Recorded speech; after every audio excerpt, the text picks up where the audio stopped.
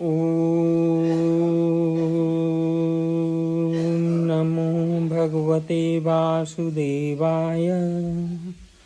ॐ नमः शिवाय।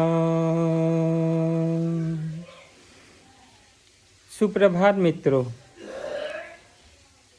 महाकुंभ के प्रारंभ से लेके महाकुंभ अभी जो चल रहा है, इस दौरान अनेक सी सुखद और कुछ दुखद घटनाएं भी हुई हैं।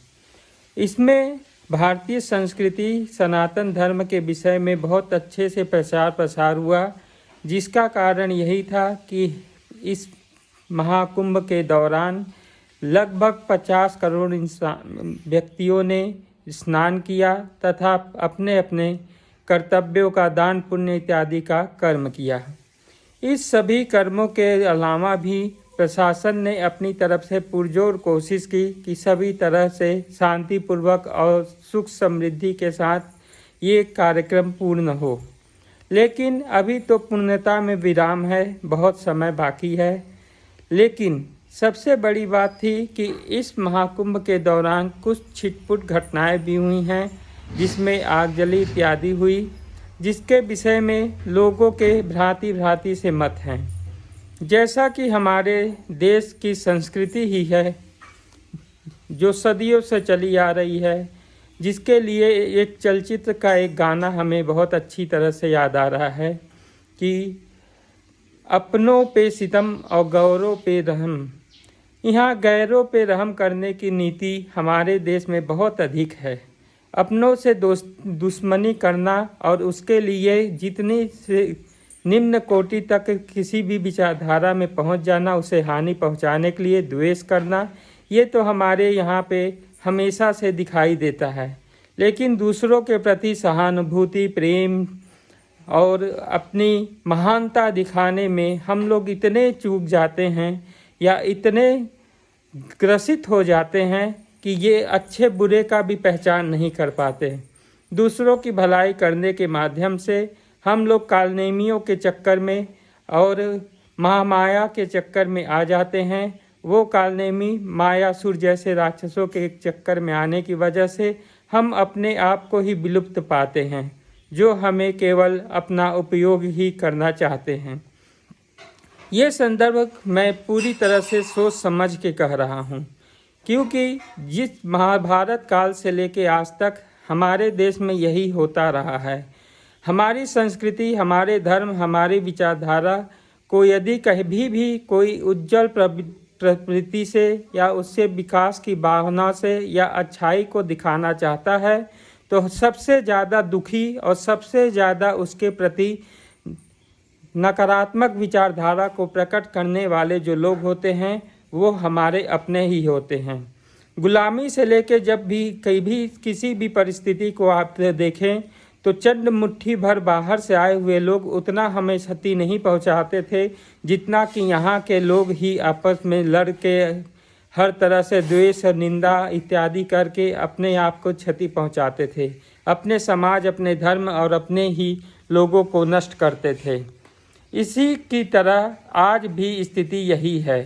कुंभ महापर्व में केंद्र सरकार और राज्य सरकार अपनी तरफ से पूरी कोशिश की तथा उसके अलावा अन्य भी जितने भी स्वयंसेवक दल थे या जितने भी ट्रस्ट इत्यादि जो भी थे, हमारे अखाड़ा परिषद के हों या धर्माभिमानी हो या आम जनता हो, सभी अपने हिसाब से अपने कर्तव्यों का पालन किए और पूरी तरह से सुचारू रूप से अपना ये महाकुंभ के उत्सव को पूरी तरह मनाते रहें।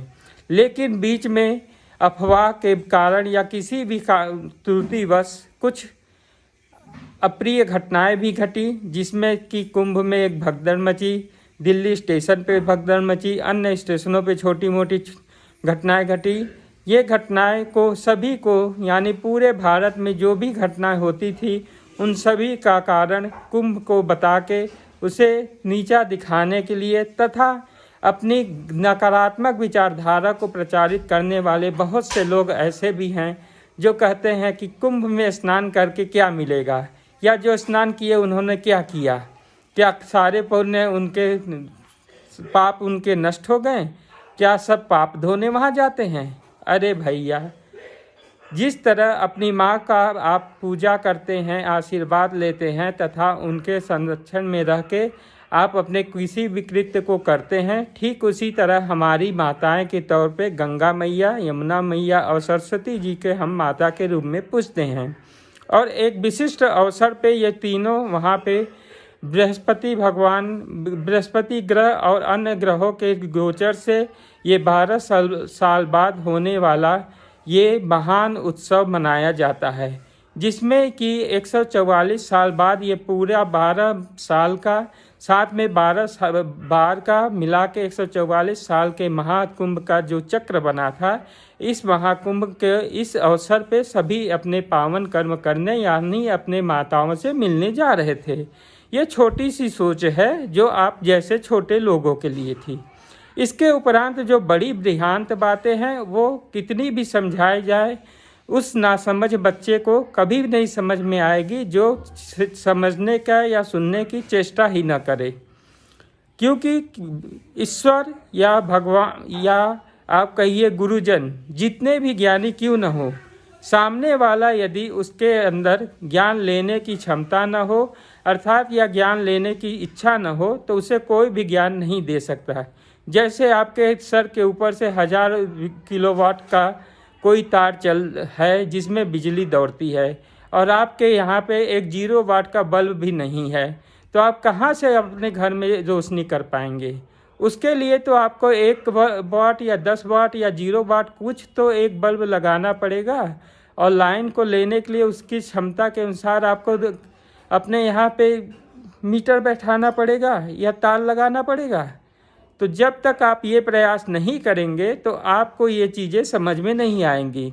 क्योंकि काम, क्रोध, लोभ और मोह माया इत्यादि से ग्रसित, द्वेष, घृणा इत्यादि में लिप्त लोग कभी भी इस तरह की आध्यात्मिक बातों को नहीं समझ पाते हैं।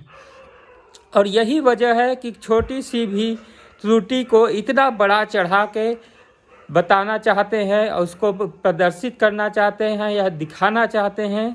क्यों? क्योंकि उनका स्वार्थ सिद्धि हो जाए, उन्हें उनके पार्टी की सत्ता में वापसी आ जाए। लेकिन सत्ता में वापसी के लिए आपके जो कुकर्म हैं वो आपके आगे रोड़ा डाल रही हैं। इन रोड़ाओं को दूर करिए और अपने कर्तव्य का पालन करिए तो आपको सत्ता जरूर मिलेगी। लेकिन सत्ता सेवा भाव से लीजिए, आप उस पर राज करने के हिसाब से मत सोचिए।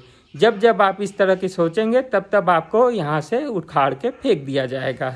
ये आदि अनंत काल से कहा गया है और ये सात्विक सत्य है। सेवक ही हमारे यहाँ पे सेवा या राज कर सकता है, कोई राजा बन के हमारे यहाँ शासन नहीं कर सकता। जय हिंद, वंदे मातरम।